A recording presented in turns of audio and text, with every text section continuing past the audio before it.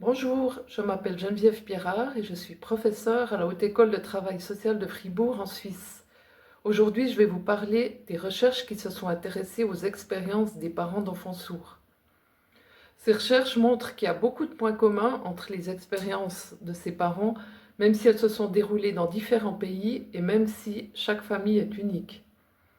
L'annonce du diagnostic de surdité est un moment de choc pour presque tous les parents.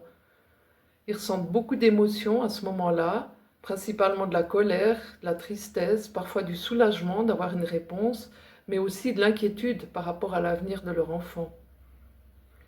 Les parents se posent beaucoup de questions durant cette période. Par exemple, comment est-ce qu'on va communiquer avec notre enfant?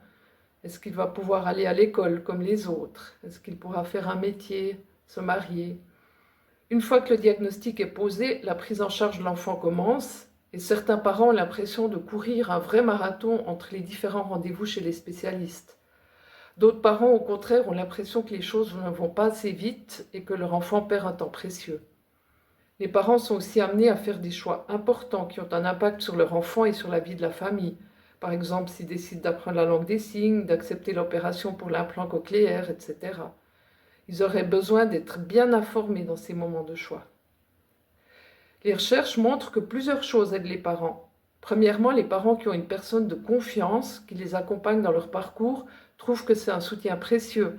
Cette personne peut être une intervenante professionnelle, une personne sourde ou un membre de leur entourage, par exemple. Aussi, les parents qui ont suffisamment d'informations parviennent mieux à prendre des décisions. Ces informations peuvent venir des professionnels, des associations, des autres parents. Il faut parfois aller les chercher activement. Troisièmement, le fait de pouvoir rencontrer d'autres parents d'enfants sourds et des personnes sourdes aussi est un soutien précieux pour les parents. Comme ça, ils se sentent moins seuls et ils peuvent avoir une vision positive de l'avenir de leur enfant. Pour terminer, avoir confiance en soi aide les parents à composer avec la surdité. Par exemple, ça leur permet de demander des nouvelles interventions qu'ils trouvent importantes pour leur enfant, ou au contraire de dire stop si une intervention leur paraît inappropriée ou s'ils trouvent qu'il y en a trop.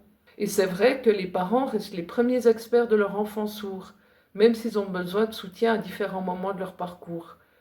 Voilà donc ce que disent les recherches. Merci.